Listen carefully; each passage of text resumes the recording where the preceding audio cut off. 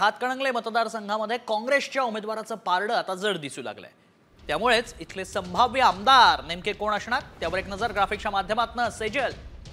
निश्चितच काँग्रेसचे राजू आवळे आणि शिंदे गटाचे अशोकराव माने यांच्यामध्ये या ठिकाणी लढत होती। राजू आवळे आणि अशोकराव माने हे आमदारकीच्या शर्यतीत या ठिकाणी बघायला मिळाले। मात्र राजू आवळे हे संभाव्य आमदार या ठिकाणी असू शकतात जे की काँग्रेसचे आहे।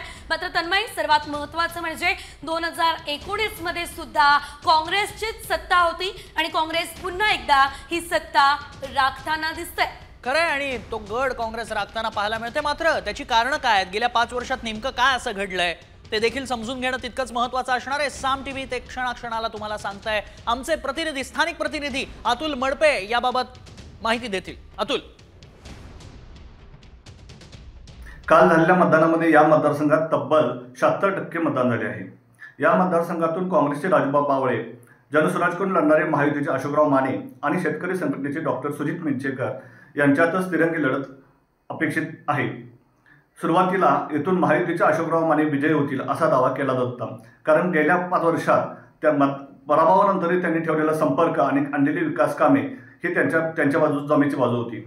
काँग्रेसचे राजूबाबा आवळे यांचे त्यांच्यासमोर कडवे आव्हान असणार आहे। गेल्या 5 वर्षातील केलेली विकास कामे, संपर्क आणि काँग्रेसची असलेली पक्षनिष्ठा ही त्यांच्या जमेची बाजू आहे। शेवटच्या टप्प्यात त्यांनी केलेली काही जुळण्या त्यांच्या विकासात, त्यांच्या कामात कितपत कामी येतात हे पाहावे लागेल। तसे झाल्यास ते विजयी होण्याची दाट शक्यता असून त्यांचे समर्थक कार्यकर्ते तसाच दावा करत आहेत। शिवाय या मतदारसंघात जातीय समीकरणे अतिशय महत्त्वाची ठरणार आहेत।